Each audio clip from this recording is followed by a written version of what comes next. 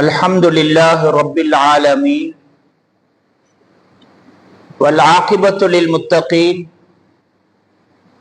والصلاة والسلام على أشرف الأنبياء والمرسلين سيدنا وحبيبنا وشفيعنا محمد خاتم النبيين وعلى آله الطيبين وأصحابه الطاهرين وعلى جميع عباد الله الصالحين وجميع المسلمين والمؤمنين كلهم أجمعين أما بعد فقد قال الله تعالى في كتابه العزيز وفرقانه الحميد أعوذ بالله من الشيطان الرجيم بسم الله الرحمن الرحيم لهم البشرى في الحياة الدنيا وفي الآخرة إلى آخر الآية.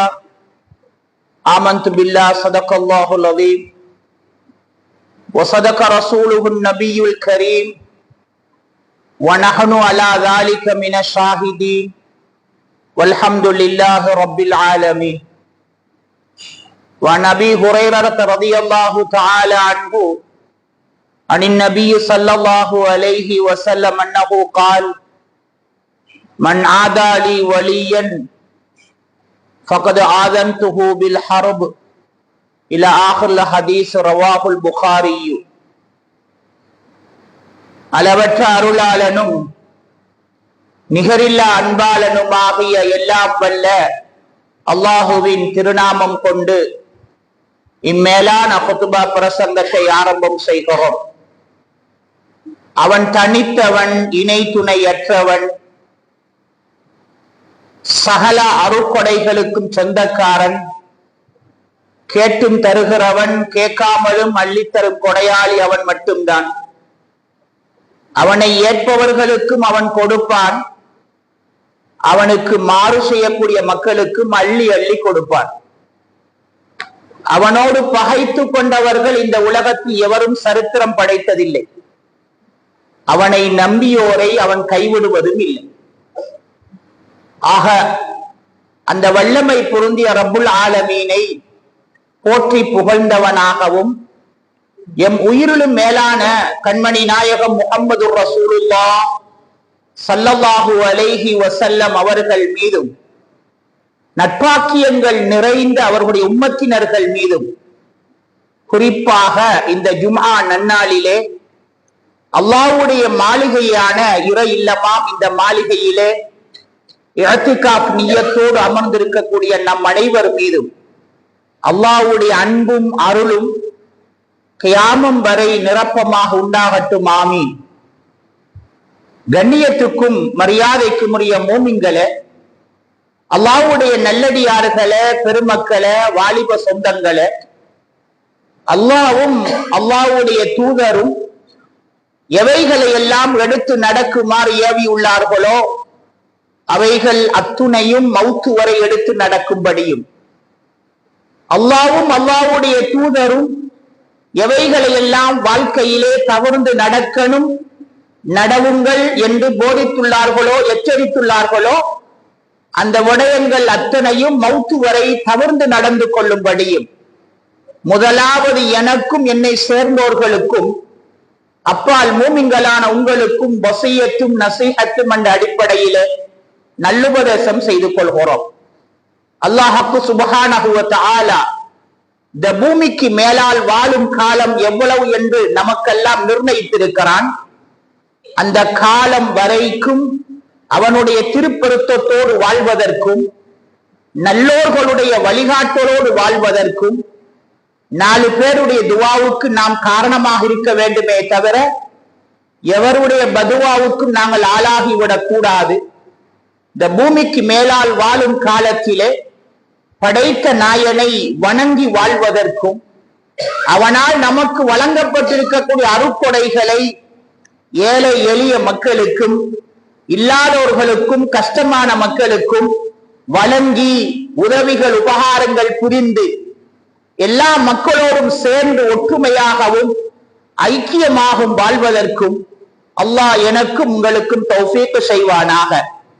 கொடிய நோய்கள், ஆபத்துகள், பலகீனமான எல்லா விதமான தங்கடங்களை விட்டும் அல்லாஹ் நம் எல்லோரையும் பாதுகாப்பானாக.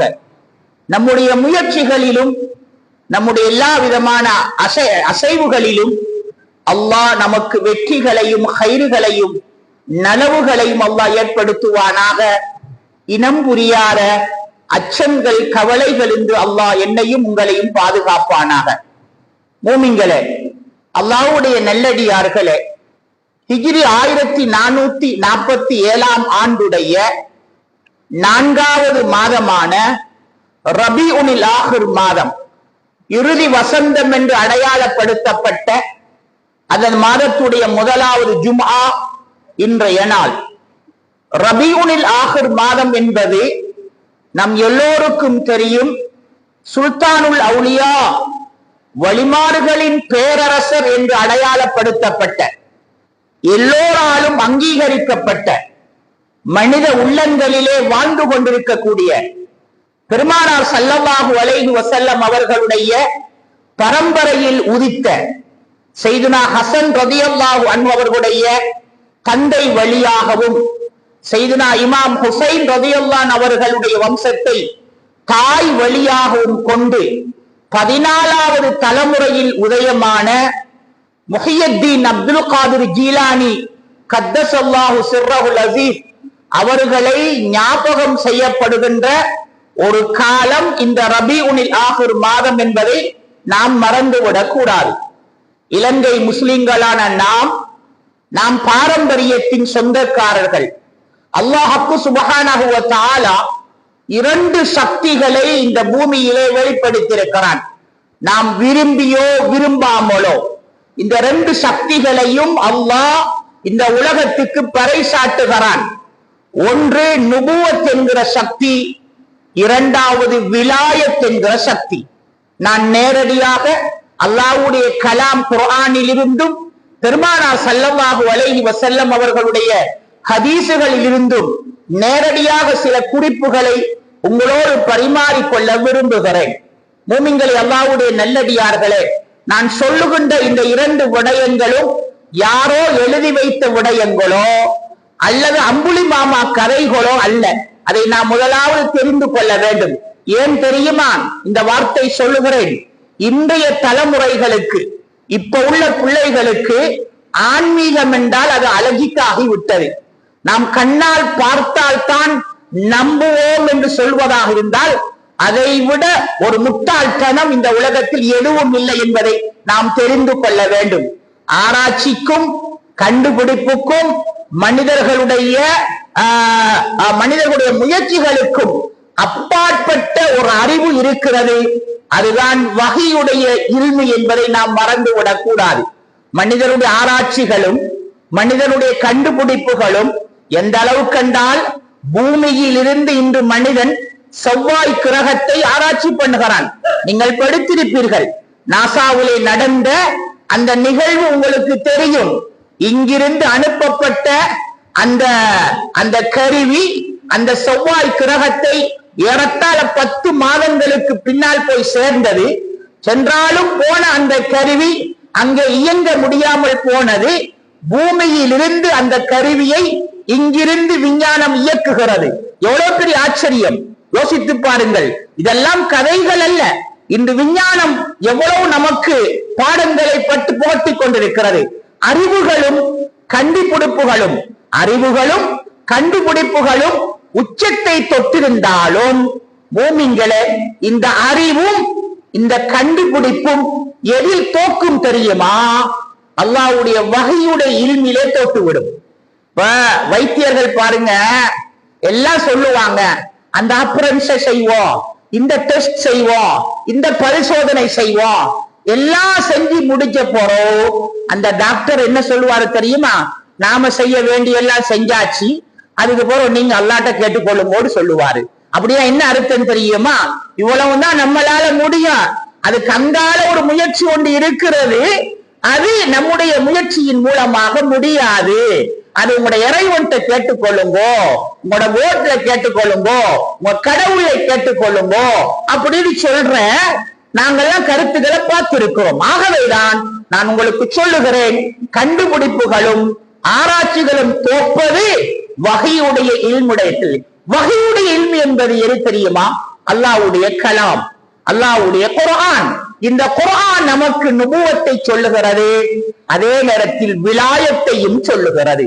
ஆகவே நுபுவத் என்பது அது ஆதம் அலைஹிஸ்ஸலாத்து வஸ்ஸலாம் அவர்கள் இருந்து பெருமானார் ஸல்லல்லாஹு அலைஹி வஸல்லம் அவர்கள் வரும் வரைக்கும் நுபுவத்துடைய காலம். ஃபலா ரிசாலத்த வலா நுபுவத்த மின் பஅதி. பெருமானார் ஸல்லல்லாஹு அலைஹி வஸல்லம் சொன்ன ஒற்றை கருத்து, என்னுடைய வருகைக்கு பின்னால், என்னுடைய நுபுவத்துக்கு பின்னால் இந்த உலகத்தில் நபித்துவம் என்பது இல்லை. ஆகவே இறுதி நுபுவத் என்பது பெருமானார் ஸல்லல்லாஹு அலைஹி வஸல்லம். ஒரு வீட்டை கட்டி ஸல்லல்லாஹு அலைஹி வஸல்லம் சொன்னாங்க, ஒரு வீடு கட்டப்பட்டு விட்டது, அது எல்லா வேலையும் முடிஞ்சிட்டு ஒரே ஒரு செங்கலுக்கு மாத்திரம்தான் அந்த இடத்தில் இடம் இருந்தது, அது போல நான் இருக்கிறேன். எனவே அது என்னை கொண்டு இந்த நுபுவத்துடைய பணி முடிந்து விட்டது என்று சொன்னார்கள் ஸல்லல்லாஹு அலைஹி வஸல்லம். இனி இந்த உலகத்தில் நபிமார்களுடைய வருகை என்பது கிடையாது. யாராகிலும் ஒருவர் ஈசா அலைஹிஸ்ஸலாம் அவங்க அல்லாஹ்வுடைய நபியாக இந்த உலகத்துக்கு இறங்கி வருவார் என்று சொல்வாராக இருந்தால், நவுது பில்லாஹி மின்ஹா, அவருடைய ஈமானை நானும் நீங்களும் சோதித்து பார்க்க வேண்டும். என்சில் ஈசா இப்னு மரியம் என்று தான் சொன்னாங்க ஸல்லல்லாஹு அலைஹி வஸல்லம். ஈசா அலைஹிஸ்ஸலாத்து வஸ்ஸலாம் அவர்கள், மரியமுடைய மகன் ஈசா அலைஹிஸ்ஸலாம் பூமிக்கு இறங்கி வருவார், இந்த உம்மத்தில் ஒருவராக வருவார், திருமணம் முடிப்பார், குழந்தை குட்டிகளோடு வாழ்வார், பூமியிலே 45 வருஷ காலங்கள் வரைக்கும் அவருடைய காலம் கழியும் என்பதையும் ஸல்லல்லாஹு அலைஹி வஸல்லம் அழுத்தமாக நமக்கு சொல்லி தந்திருக்கிறார்கள். எனவே நாயகத்துக்கு பின்னால், ஸல்லல்லாஹு அலைஹி வஸல்லம் அவர்களுக்கு பின்னால் நபிமார்களுடைய வருகை என்பது இல்லை. ஆனா ஆச்சரியம் என்ன தெரியுமாங்க? ஸல்லல்லாஹு அலைஹி வஸல்லம் காலத்துல மதீனாவிலேயே ஒரு போலி நபி ஒன்று இருந்தார். பொதுவாக எல்லாத்திலையும் போலி ஒன்று இருந்தா தான் ஒரிஜினலுக்கு மவுசு கூட, அப்படிதானே? ஒரிஜினலுக்கு பவர் கூட எப்ப வரும் தெரியுமாங்க? போலி ஒன்று இருந்தாதான், மடையல் ஒன்று இருந்தாதான் அறிவாளி என்பவனுக்கு தெரியும், நோயாளி ஒன்று இருந்தாதான் ஒரு டாக்டருடைய பெருமதி தெரியும். எல்லாமே டாக்டரா இருந்தா குழப்பம் இல்லையா? எல்லாருமே டாக்டரா இருந்தா குழப்பம். ஒரு நோயாளி இருந்தாதான் இந்த டாக்டர் நல்லா, அந்த டாக்டர் நல்லா அப்படின்னு சொல்லி நாம் எல்லாம் தரம் பிரிப்போம். இதே போன்றுதான் நோயால் ஒரு மடையனோடு இருந்தால் அறிவாளி ஒன்று இருப்பது அவசியம் என்பது போல பெருமானார் ஸல்லல்லாஹு அலைஹி வஸல்லம் அவங்களோட காலத்திலே மதீனாவுல, நான் சொல்லுவதெல்லாம் ஹதீசுகள்ல நீங்க நேரடியா அபூ தாவூத் என்கிற ஹதீஸ்ல பார்க்கலாம். முசைலமா என்கிற ஒரு மனிதர் இருந்தார். அவரை நாங்க எல்லாம் முசைலமத்துல் கஸ்ஸாப்னு சொல்லுவோம். கஸ்ஸாப்னா பொய் நபி. முசைலமா அவர் நாயகம் ஸல்லல்லாஹு அலைஹி வஸல்லம் உங்களுக்கு கடிதம் எழுதினார். அல்லாஹு அக்பர். அவர் எழுதினாரு, ஸைத் இப்னு ஹாரிஸா ரலியல்லாஹு அன்ஹு தான் வந்து சொன்னாங்க, யா ரசூலல்லாஹ் ஸல்லல்லாஹு அலைஹி வஸல்லம் உங்களை பார்த்து, யா ரசூலல்லாஹ் உங்களுக்கு முசைலமா கடிதம் எழுதிக்கிறாரு, அப்படியே அதை வாசிங்க அப்படின்னு சொன்னாங்க. ஸைத் இப்னு ஹாரிஸா ரலியல்லாஹு தஆலா வாசிச்சாங்க. யா ரசூலல்லாஹ் முசைலமா எழுதிக்கிறாரு, இந்த பூமியை நாம ரெண்டா பிரிச்சு கொள்வோம், இந்த பூமியை ரெண்டா பிரிச்சு கொள்வோம், ஒரு ஏரியாவுக்கு நீங்க நபி ஆயிருங்க, இன்னொரு ஏரியாவுக்கு நான் நபி ஆயிருக்கிறேன். எப்படி டிஸ்ட்ரிக்ட் பிரிக்கிற மாதிரி, ஒரு டிஸ்ட்ரிக்ட் நீங்க தலைவரு, அடுத்த டிஸ்ட்ரிக்ட் நான் தலைவரு அப்படின்னு சொல்லி அப்படி பிரிச்சாங்க. ஒரு காலத்துல அண்மையில தான் இந்தியாவுல ஒரு டிஸ்ட்ரிக்ட பிரிச்சாங்க. வடக்கு பகுதிக்கு ஒரு டிஸ்ட்ரிக்டும், தெற்கு பகுதிக்கு ஒரு டிஸ்ட்ரிக்டும் பிரிச்சாங்க. ஆச்சரியம் என்ன தெரியுமா? வடக்கையும் தெற்கையும் பிரிக்கிற சமயத்துல, வடக்கையும் தெற்கையும் பிரிக்கிற சமயத்துல நடுவே ஒரு ஊடு வந்துட்டு, இந்த ஊட்டை ரெண்டா பிரிக்கணும், ஊட்டை ரெண்டா பிரிக்கணும். பிரிச்சாங்க. அல்லாஹு அக்பர். என்ன தெரியுமா? ஊடு ரெண்டா பிரிஞ்சிச்சு. ஒரு ஊடு வடக்காகவும் இன்னொரு ஊடு தெற்காகவும், நோத்தாகவும் சவுத்தாகவும் மாறிவிட்டது. ஆச்சரியம் என்ன தெரியுமா? நோத்துல படுக்கிறவர் கட்டில படுக்கிறாரு, சவுத்துல படுக்கிறவர் தரையில படுக்கிறாரு. ஒரே வீட்டுக்குள்ளதான், ஒரே வீட்டுக்குள்ளதான் நோர்த் சவுத் சொல்லி வடக்கு கிழக்கு தெற்கு பிரிச்சுட்டாங்க. வடக்கு பக்கம் படுக்கிறவர் கட்டில படுக்கிறாரு, கிழக்கு பக்கம் தெற்கு பக்கம் படுக்கிறவர் தரையில படுக்கிறாரு.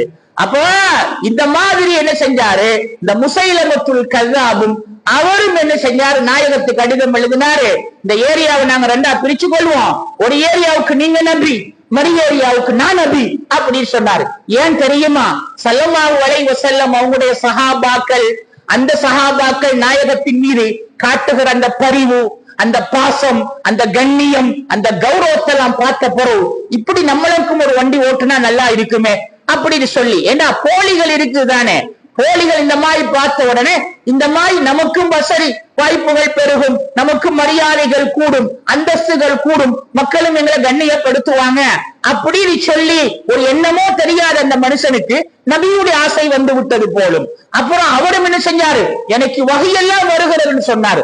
அவருதான் உலகத்துல முதலாவது குர்ஆனுடைய ஆயத்தை போல ஓதி காண்பித்தார். என்ன அல்ஃபீலு மல்ஃபீலு வமா அதராக்க மல்ஃபீலு, யானை என்பது தெரியுமா, யானைக்கு பெரிய தும்புத்தடி மாதிரி ஒரு பெரிய தும்பிக்கை இருக்குது, வால் மாதிரி வால் இருக்குது, அண்டா மாதிரி வவுர் இருக்குது. இப்படி யானையை பத்தி என்ன செஞ்சாரு, குர்ஆனுக்கு எதிராக அவரும் என்ன செஞ்சாரு, வஹி வருகிறன்னு சொன்னாரு. இதெல்லாம் வரலாறுகளை நீங்க படிக்க முடியும். ஸல்லல்லாஹு அலைஹி வஸல்லம் அவங்க திருப்பி அவருக்கு கடிதம் எழுத வச்சாங்க, இந்த பூமி என்பது எனக்கு பாதி உனக்கு பாதி என்பதல்ல, இது அல்லாஹ் ரப்புல் ஆலமீன் நாடியவர்களுக்கு கொடுக்கிற அனந்தர சொத்து, அதனால நீ பாதி நான் பாதி என்பது கிடையாது என்று பெருமானார் ஸல்லல்லாஹு அலைஹி வஸல்லம் சொன்னாங்க. அல்லாஹு அக்பர். ஆச்சரியம் என்ன தெரியுமா, அந்த முசைலமத்துல் கஸ்ஸாப் ஸல்லல்லாஹு அலைஹி வஸல்லம் அவர்களுடைய வஃபாத்துக்கு பின்னால் சையதுனா அபூபக்கர் சித்திக் ரலியல்லாஹு தஆலா அன்ஹுடைய கிலாஃபத்தின் போது கொல்லப்பட்டார். அவரை கொன்றவர் யாரு தெரியுமா, உங்களுக்கு தெரியுமா? முசைலமத்துல் கஸ்ஸாபை கொண்டவர் யாரு தெரியுமா? ஹம்ஸா ரலியல்லாஹு தஆலா அவர்களை ஷஹீதாக்கிய வஹ்ஷி. அந்த வஹ்ஷி தான் இந்த முசைலமத்துல் கஸ்ஸாபை கொண்டார். அவருக்கும் அல்லாஹ் இஸ்லாத்துடைய பாக்கியத்தை கொடுத்தான். அதற்கு பகரமாக இந்த பொய் நபியை அந்த வஹ்ஷி கொண்டு ஹம்ஸா ரலியல்லாஹு இடையை அந்த இடைவெளியை தீர்த்து கொண்டார். அதனால ஹம்ஸா ரலியல்லாஹு தஆலாவுடைய அவங்க உஹது போரிலே என்ன செஞ்சாங்க, ஷஹீதாக்கப்பட்டாங்கன்னு சொல்லி இந்த வஹ்ஷியை விமர்சனம் செய்யக்கூடியவங்க கொஞ்சம் வார்த்தைகளை கொஞ்சம் கட்டுப்படுத்தி கொள்ள வேண்டும். காரணம் என்ன தெரியுமா, அவர் மூலமாகத்தான் இந்த முசைலமத்துல் கஸ்ஸாப் கொல்லப்பட்டான். எனவே இப்படியெல்லாம் வரலாறுகளை நீங்கள் படிக்க முடியும், தெரிய முடியும். பெருமானார் ஸல்லல்லாஹு அலைஹி வஸல்லம் அவர்களுடைய காலத்தில் கூட பொய் நபிமார்கள் வந்தார்கள். நாயகத்துடைய காலத்திலே போலிகள் வந்தா இந்த காலத்தை பத்தி சொல்லணுமாங்க மூமின்களே, அதுவும் நமக்கு பயமாகத்தான் இருக்கிறது. போலி ஆலிம்சா, போலி முஃப்தி, போலி ஃபத்வா இப்படி எல்லாம் நிறைந்து போய்விட்டது. நவுது பில்லாஹி மின்ஹா. மிம்பர் மேடை இடம் தராது. அதனால நான் ஒழுக்கத்தை கடைபிடிப்பதற்காக வேண்டி இதோடு நான் நிறுத்திக் கொள்ளலாம் என்று விரும்புகிறேன். ஆகவே நுபுவத் என்பதை பெருமானார் ஸல்லல்லாஹு அலைஹி வஸல்லம் அவர்களை கொண்டு அல்லாஹ் முத்திரையிட்டு விட்டான். ஆனால் விலாயத் என்கிற அந்த பாடத்தை மாத்திரம் ரப்புல் ஆலமீன் கியாமம் வரைக்கும் அல்லாஹ் திறந்து வைத்திருக்கிறான். ஆச்சரியம் என்ன தெரியுமா, இப்ப உள்ள பிள்ளைகளுக்கு அவுலியாக்கள் என்று சொன்னால் அலர்ஜிக்காகி விடுகிறது. அவுலியாக்கள் என்று சொன்னால் அலர்ஜிக்காகி விடுகிறது. தெரிந்து கொள்ளுங்கோ, இந்த இளைய தலைமுறைகளை பார்த்து நான் சொல்லுகிறேன், அவுலியாக்கள் என்பவர்கள் யாருமே நான் தான் அல்லாஹ் என்று சொல்லவில்லை. அவுலியாக்கள் என்பவர்கள் எல்லாம் நாம தான் உங்களுக்கு எல்லாமே தருகிறோம் என்று சொல்லவில்லை. அவர்களெல்லாம் முற்றிலும், தெரிந்து கொள்ளுங்கள், முற்றிலும் அல்லாஹ்வுக்கு ஐக்கியமானவர்கள். அல்லாஹ்வை தவிர மற்ற எதையும் அவர்கள் பார்ப்பதில்லை. சையதுனா மௌரூஃபுல் கர்ஹி ரலியல்லாஹு அன்ஹு சொல்லுவார்கள், ஹராம் என்று சொன்னால் அந்நிய பெண்ணை பார்ப்பது மட்டுமல்ல ஹராம். ஒரு பெண் ஆட்டுடைய அந்த மார்புக்கான பால் கறக்கிற அந்த மடு, அதை கூட நீங்கள் பார்க்க கூடாது. அல்லாஹு அக்பர். இதுதான் உண்மையான ஹராமுடைய வெளிப்பாடாகும். ஹலால் என்றால் அல்லாஹ் அனுமதித்தது என்று சொல்லப்படும். அல்லாஹ் அனுமதித்தது என்று சொன்னால் சாப்பிடுவது குடிப்பது மாத்திரமல்ல, அல்லாஹ் எதையெல்லாம் ஆகாது என்று அவன் வெறுப்பானோ அதையெல்லாம் நாங்கள் துறந்து வாழ்வதுதான் ஹலால் என்று சொல்லுவார்கள் இமாமுனா ஜுனைதுல் பக்தாதி ரலியல்லாஹு அன்ஹு அவர்கள். இப்படி வலிமார்களுடைய பாடத்தில் அல்லாஹ்வுக்கு தன்னை ஐக்கியமாய் கொண்டவர்கள் தான் அல்லாஹ்வுடைய இறை நேசர்கள். மூமின்களே, நான் மேலே ஓதிய குர்ஆனுடைய வசனம் சூரா யூனுஸுடைய 62வது 63வது ஆயத்து நீங்க எல்லாம் படிக்கணும். படிக்கிற பிள்ளைகள் நீங்கள் சூரா யூனுஸுடைய 62வது 63வது ஆயத்தில அல்லாஹ் சுப்ஹானஹு வ தஆலா விழித்து சொல்லுகிறான். அலா அலா என்று அல்லாஹ் சொன்னால், அல்லாஹ் ஒரு சமூகத்தை விழித்து கூப்பிட்டு அல்லாஹ் சொல்லுகிற அந்த வார்த்தைக்கு தான் அலா என்று சொல்லப்படும். அலா இன்ன அவுலியா அல்லாஹி லா ஹவுஃபுன் அலைஹிம் வலா ஹும் யஹ்ஸனூன். அல்லாஹ்வுடைய இறை நேசர்கள் என்பவர்கள் யார் தெரியுமா உங்களுக்கு? அல்லாஹ் நம்மை பார்த்து சொல்லுகிறான், ரப்புல் ஆலமீன், இந்த வானத்தின் இந்த பூமியின் அதிபதி அல்லாஹ்வுடைய வஹி நமக்கு சொல்லுகிறது. அலா இன்ன அவுலியா அல்லாஹ், அல்லாஹ்வுடைய இறை நேசர்கள் என்பவங்க யாரு தெரியுமாங்க? ஒன்று அவருடைய குணம் லா ஹவுஃபுன் அலைஹிம், அவங்களுக்கு எந்த பயமும் இல்லை. இரண்டாவது வலாஹும் யஹ்ஸனூன், அவங்களுக்கு எந்த கவலையும் இல்லை. மூமின்களே, இந்த பயமும் இந்த கவலையும் நான் உங்களுக்கு உளவியல் ரீதியாக சில விடயங்களை ஞாபகப்படுத்த விரும்புகிறேன். உளவியல் ரீதியாக இந்த உலகத்தில மருந்து மாத்திரைகள் இருக்கிறது. சாதாரண தலைவலிக்கு மருந்து இருக்கிறது, தடுமலுக்கு இருக்கிறது, ஒரு பெயின் கில்லர் இருக்கிறது. நமக்கு ஏதாவது சுகர் போன்றவைகள் தான் அதுக்கு மருந்து மாத்திரைகள், இன்சுலின் எல்லாம் இருக்கிறது. உங்கள்கிட்ட நான் கேட்கிறேன், ஒரு டாக்டர்கிட்ட போய், டாக்டர் எனக்கு ரொம்ப பயமாக இருக்கிறது, எனக்கு மருந்து தாருங்கள் என்று கேட்டால் டாக்டர் மருந்து தருவாரா? உங்கள்கிட்ட காத்து கேட்கிறேன். எனக்கு பயமாக இருக்கிறது, இல்ல எனக்கு ரொம்ப கவலையாக இருக்கிறது, எனக்கு மருந்து ஏதாவது தாருங்கள், ஏதாவது டொனிக் எழுதி தாருங்கள், ஏதாவது கேப்சூல் எழுதி தாருங்கள், அல்லது ஏதாவது இன்சுலின் போட்டு விடுங்கள், அல்லது ஏதாவது இன்ஜெக்ஷன் போடுங்கள் சொன்னா அவர் சொல்லுவாரு, நீ போய் தூங்கு, நல்லா தூங்குனா உன்ன கவலை எல்லாம் பெய்த்துடும், உன்ன பயம் எல்லாம் பெய்த்துடும். அதுக்கு ஏதாவது ஒன்று மந்திர மாத்தி தூக்க சிபிட்ட தந்து என்ன செய்வாரு, எங்களை தூங்க வைப்பாரு. இந்த பயத்துக்கும் இந்த அச்சத்துக்கும் இந்த கவலைக்கும் மருந்து மாத்திரைகள் இல்லை மூமின்களே. இந்த மருந்து மாத்திரைகள் எதில் அல்லாஹ் வைத்திருக்கிறான் தெரியுமா? அல்லாஹ்வுடைய தியானத்தில் அல்லாஹ் வைத்திருக்கிறான், அல்லாஹ்வுடைய விக்ரிலே அல்லாஹ் வைத்திருக்கிறான், அல்லாஹ்வுடைய சிந்தனையில் அல்லாஹ் வைத்திருக்கிறான்.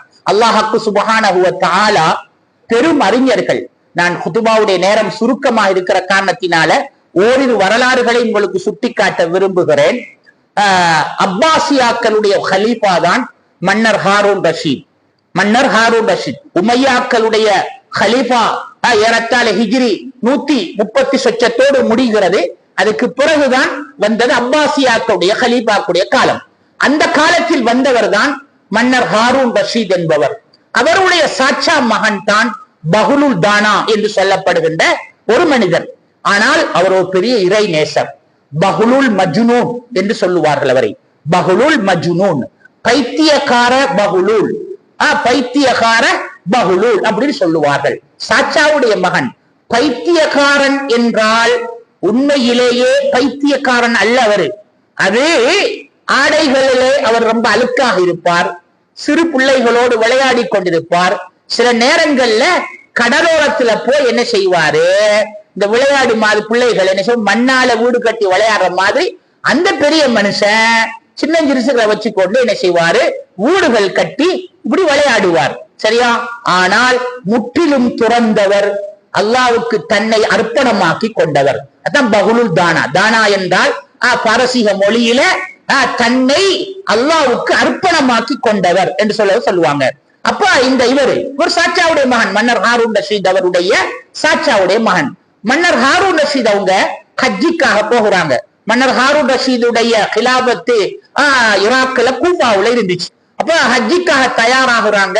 இந்த பஹுலுல் தானாவை பார்த்து சொல்றாங்க, மன்னர் ஹாரூன் ரஷீத் அவங்க, எங்க சாச்சார மகன் நீங்க, உங்களுக்கு தேவைகள் இருக்கும், அதனால ஏதாவது சொல்லுங்க, நான் ராஜாவாக இருக்கிறேன், உங்களுக்கு நான் உதவி செய்கிறேன் அப்படி சொன்ன உடனே அவர் சொன்ன வார்த்தை என்ன தெரியுமா?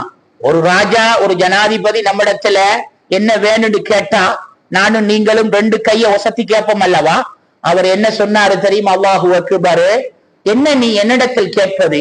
என்னையும் உன்னையும் படைத்த ரப்பு உனக்கு தருவது போன்றுதான் எனக்கும் அவன் தந்து கொண்டிருக்கிறான். உனக்கு தருவது போன்றுதான் எனக்கும் தந்து கொண்டிருக்கிறான். என்ன மறந்துட்டு உனக்கு மட்டும் அல்லாஹ் தருவது போன்றல்லவா? கேளு, நான் தாரேன் அப்படின்னு கேட்கிறாய், என்ன ஒரு ஆணவம் அப்படின்னு கேட்டார். அல்லாஹு அக்பர். நான் சொல்லுவது உங்களுக்கு சரியாக விளங்கும் நினைக்கிறேன். சொல்றாங்க எப்படி தெரியுமா?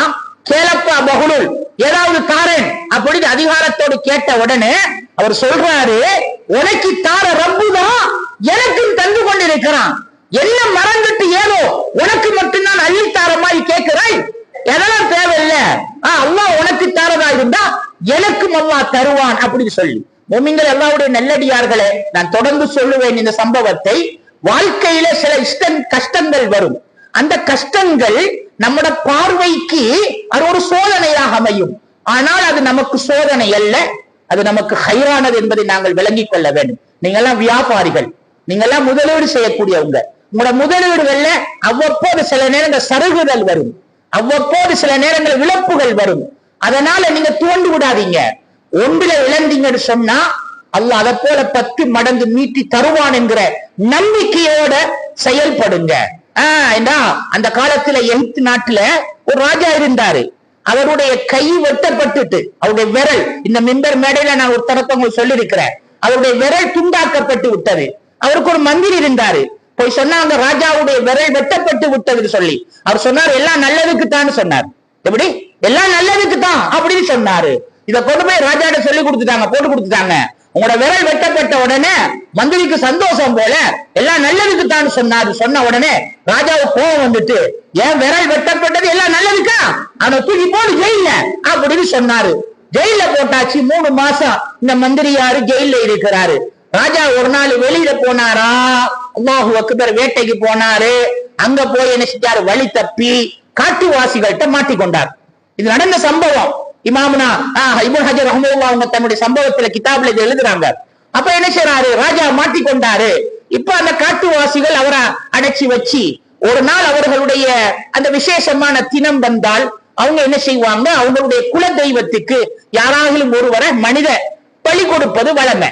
அப்ப அதனால ஒருத்தன் கிடைச்சிருக்கிறான், இவனை நாம பலி கொடுப்போம் அப்படி சொல்லி அவனை கொண்டு வந்து என்ன செஞ்சாங்க, கொண்டு வந்து வெற்றத்துக்காக வேண்டி வாழேந்தும் பொழுது அவர் 2 கையையும் ஒசத்தினாரு. ஒசத்தின உடனே அதுல உள்ள தலைவர் பார்த்து சொன்னார், வெட்டார, ஏன் தெரியுமா, இவன் குறை உள்ள மனுஷன், ஏன் தெரியுமா, இவன் விரல் ஒன்று வெட்டப்பட்டு இருக்குது. நாம சாமிக்கு பலி கொடுக்கிறதா இருந்தா எல்லாம் நிறைவானதான் கொடுக்கணும், இவன் குறை உள்ள மனுஷன், அதனால இவனை விட்டுடுவோம் அப்படின்னு சொல்லி என்ன செஞ்சாங்க, அவரை விடுட்டாங்க. அப்புறம்தான் ராஜா நினைச்சாராம், என் விரல் வெட்டப்பட்டது எல்லாம் நல்லதுக்குன்னு சொல்லி மந்திரி சொன்னா நல்லவா, அது இப்ப நான் தப்புன்னு நல்லவா, இல்லைன்னு சொன்னா எல்லாம் நிரப்பமா இருந்தா நான் குர்பான் ஆகிப்பேன்னு அப்படின்னு சொல்லி அப்பதான் நினைச்சாராம், அப்பாவியான ஒரு மனுஷனை போய் நான் போய் ஜெயில போட்டுட்டேன்னு சொல்லி வீட்டுக்கு வந்து அந்த மந்திரி யாரை என்ன செஞ்சா ரிலீஸ் பண்ணிட்டு, மன்னிச்சுடு, நான் தெரியாதனத்துல உன்னை நான் ஜெயில போட்டுட்டேன், என் விரல் வெட்டப்பட்டது நல்லதுதான் என்று சொன்னா அல்லவா, நான் புரிந்து கொண்டேன், ஏனென்றால் நான் பலி கொடுக்கப்படும் சமயத்தில் என் விரல் வெட்டப்பட்டிருப்பதை பார்த்து நான் குறையுள்ள மனிதன் என்று சொல்லி அந்த ஆதிவாசிகள் எல்லாம் என்னை விடுதலை செய்து விட்டார்கள், வெட்டப்பட்டது நல்லதுதான் என்று சொன்னது இப்பதான் எனக்கு அர்த்தம் புரிந்தது என்று சொல்லிட்டு அப்புறம் சொன்னாரு, மன்னிச்சுடு, நான் உன்னை ஜெயில போட்டு விட்டேன்னு சொன்ன உடனே திரும்பி மந்திரியார் சொன்னாராம், என்ன நீங்க ஜெயில போட்டதும் நல்லதுக்குத்தான் சொன்னாராம். திருப்பி அதே பதில். என்னடா இது, விரல் வெட்டப்பட்டதும் நல்லதுதானாம், ஜெயில போட்டதும் நல்லதுதானாம். அதுக்கும் ராஜாவுக்கு அர்த்தம் புரியவில்லை.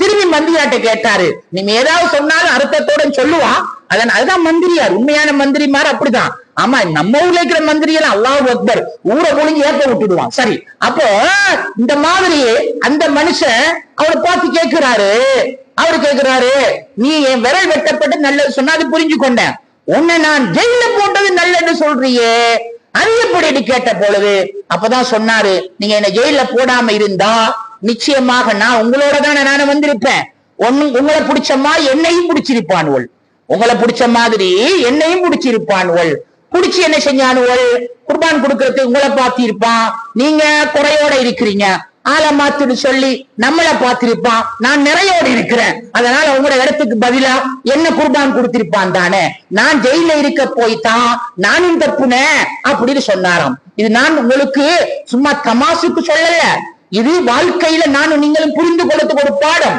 சில இழப்புகள் வரும் மூமிங்களே, சில இழப்புகள் வரும், அது நம்முடைய பார்வையிலே நமக்கு ஒரு சோகமாக அல்லது ஒரு கஷ்டமாக இருக்கும்.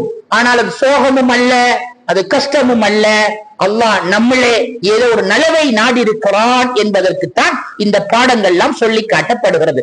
அப்போ இந்த மன்னர் ஹாரூன் ரஷீத் அவங்க கேட்கிறாரு, பஹுலுல் தானாட்ட உதவி செய்யணும் கேளு அப்படின்னு சொன்ன உடனே அப்புறம் கேட்கிறாரு, சரி நீ எனக்கு உதவி செய்யறதா இருந்தா எனக்கு 3 உதவி செய் அப்படின்னு கேட்டாங்க.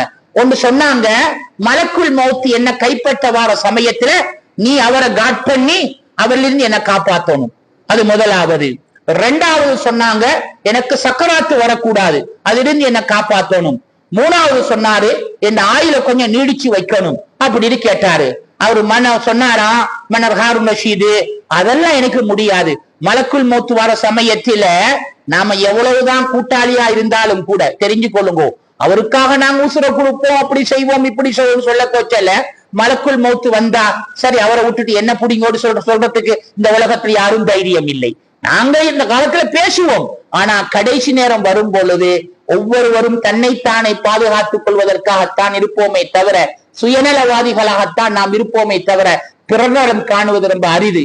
அப்போ அவர் சொன்னாரு அதெல்லாம் முடியாது, ஹயாத்தை நீடிக்க முடியாது, சக்கராத்தை தடுக்க முடியாது, மலக்குள் மௌத்துடைய அந்த வருகையை தடுக்க முடியாதுன்னு சொன்ன உடனே பகுல் தானா சொன்னானா, அப்ப நீ என்ன அரசன், உன்னால முடியாதுன்னு சொன்னா நீயும் மம்லூக்கு நானும் மம்லூக்குன்னு சொன்னா அல்லாஹ்வினால் படைக்கப்பட்ட படைப்பு நீ, பெரிய ராஜாவா இருந்த அர்த்தம் இல்லை, நீ ஆஹிராவை சிந்தி அப்படி சொல்லி கொடுத்தாங்க.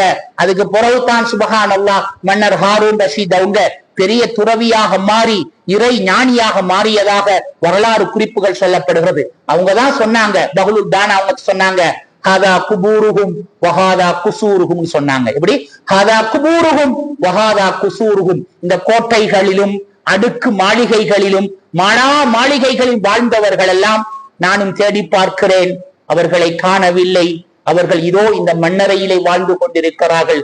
இதுதான் நிரந்தரம், அது அழிந்து போகக்கூடியது, இது பகட்டானது, இது நிரந்தரமானது என்று உலக வாழ்க்கையையும் கபருடைய வாழ்க்கையையும் இந்த உலகத்துக்கு அர்த்தத்தோடு சொல்லி தந்தவர்கள் தான் இந்த பஹலுல் தானா ரஹ்மஹுல்லா அவர்களாகும். இப்படி இவர்களுடைய வரலாறுகள் சொல்லிக் கொண்டே போகலாம். ஒரு நாள் அவங்க கடலோரத்துல அந்த கூஃபாவுல என்ன செஞ்சாங்க கட்டி கொண்டிருக்கிறாங்க. அந்த பஹரு நஜிபுன்னு சொல்லுவாங்க. அந்த ஏரியாவுல என்ன செஞ்சாங்க, ஒரு மண்ணெல்லாம் வச்சு குவியலா கட்டி கொண்டிருக்கும் சமயத்தில மன்னர் ஹாரூன் ரஷீத் அவங்களோட மனைவிதான் ஜுபைதான்னு சொல்றவங்க. ஜுபைதா ஹாத்தூன்னு சொல்லுவாங்க. இந்த உலகத்துல அற்புதமான பெண்மணி. ஹிஜ்ரி 167 அவங்க ஹஜ்ஜிக்கு வந்தாங்க. ஏறத்தாழ 700 பேர்களுக்கு மேலால மக்கள் தண்ணி இல்லாம நாவு வறண்டு வஃபாத்தானாங்க. அதை பார்த்து ஜுபைதா ஹாத்தூன் அம்மையார் அவர்கள், உங்களுக்கு தெரியும் இப்பையும் அந்த ஜபலுர் ரஹ்மா அரஃபா மைதானத்தில் இருக்கக்கூடிய அந்த ஜபலுர் ரஹ்மா அந்த மலையடி வாரத்தை சுத்தி இருக்கக்கூடிய ஐனு ஜுபைதா கால்வா என்று அடையாளப்படுத்தப்பட்டு இன்னும் இருக்கிறது. ஏறத்தாழ 1200 ஆண்டுகளுக்கு மேலால் உள்ள அந்த பழங்காலத்து வரலாறு. அவங்கதான் 18 கிலோமீட்டர் தூரத்தில் இருந்து தண்ணி கொண்டு வந்து ஹஜ்ஜாஜிகளுக்கு தண்ணி கொடுத்தாங்க. 6000 கிலோகிராம் தங்கங்களை செலவு செய்து அந்த அம்மா செஞ்ச தியாகம் தான் இந்த உலகத்திலே மிகப்பெரிய ஒரு கொடை வள்ளலாக வாதி ஜுபைதா அல்லது ஐனு ஜுபைதா என்று அந்த அரஃபாவுல முஸ்தலிஃபாவுல இன்னும் அந்த அடையாளங்கள் இருக்கிறது. அப்படிப்பட்டவங்க தான் இந்த ஜுபைதா அம்மையார். அவங்க என்ன செஞ்சாங்க, இந்த பஹலுல் தானா தன் கணவருடைய சொந்தக்காரர் தானே, இவருக்கு சல்லி கொடுத்தா காசு கொடுத்தா வாங்க மாட்டாரு. அதனால நாம் ஏதாவது ஒன்று அவர்கிட்ட கேட்போம் சொல்லி அவரு கேட்கிறாங்க, அப்படி கேட்கிறாங்க, இந்த வீட்டை நீங்க விப்பீங்களா அப்படி கேட்கிறாங்க. வீடுன்னு சொன்னா நீங்க நினைச்சு கொள்ளாதீங்க கொல்பீட்ல பம்பளப்பீட்ல கட்டப்பட்ட வீடு அல்ல, கடலோரத்துல மண்ணால இந்த சின்ன பிள்ளைகள் விளையாடுவாங்கள அந்த மாதிரி அவர் என்ன செஞ்சாரு, சின்ன பிள்ளைய ஒரு செத்து கட்டி வச்சு கொண்டிருக்கிறாரு. அவங்க கேட்கிறாங்க, இந்த வீட்டை விப்பீங்களா அப்படின்னு கேட்டாங்க. அவங்க சொன்னாங்க, நான் விற்க போகிறேன் தான்.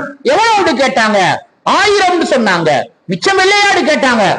அவங்க சொன்னாங்க, நான் மட்டும் சேர்ந்து கட்டல, என்னோட பார்ட்னர் மாதிரிலாம் இருக்கிறாங்க. அல்லாஹ் அக்பர். யோசித்து பாருங்க, அவங்களுடைய வார்த்தைகள் பாருங்க. நான் மட்டும் கட்டல, என்னோட பங்காளிகள் இருக்கிறாங்க, எல்லாருக்கும் சேர்ந்து கொடுக்கணும்னு சொன்ன உடனே என்ன செஞ்சாங்க, ஒரு தொகை பணத்தை கொடுத்துட்டு என்ன செஞ்சாங்க, ஊட்ட வாங்கல்ல கடலோரத்துல இருக்கிற மண் ஊட்ட எப்படி எடுத்துட்டு போற, காசை கொடுத்துட்டு போயிட்டாங்க. அல்லாஹு அக்பர். கொடுத்து ஒரு நிமிஷம் போகவில்லை, அந்த பஹலுல் தானா அவங்க எடுத்துக்கொண்டு ஊருக்கு ஓடி போறாங்க. ஏழை எளிய மக்களுக்கெல்லாம் தர்மம் செய்வாங்க. அல்லாஹு அக்பர். என்ன ஒரு பண்பு இதுதாங்க நல்லடியார்களுடைய பண்பு. தனக்கண்டு சேமிப்பதில்லை, தமக்கண்டு சேமிப்பதில்லை. அல்லாஹ்வுடைய இறை நேசருடைய பண்பு இதுதான். அப்போ அவ்வளத்தையும் தர்மம் பண்ணிடுறாங்க. அன்று இரவு, நான் சொல்லுவதெல்லாம் திரும்ப சொல்லுகிறேன், வரலாறு குறிப்பு இதெல்லாம். அன்று இரவு மன்னர் ஹாரூன் ரஷீத் அவங்க கனவு காண்கிறாங்க. கஸ்ரு ஜுபைதா என்று ஒரு பெரிய மாளிகை, ஜுபைதா பேலஸ் என்று அதுக்கு பேர் வைக்கப்பட்டிருக்கிறது.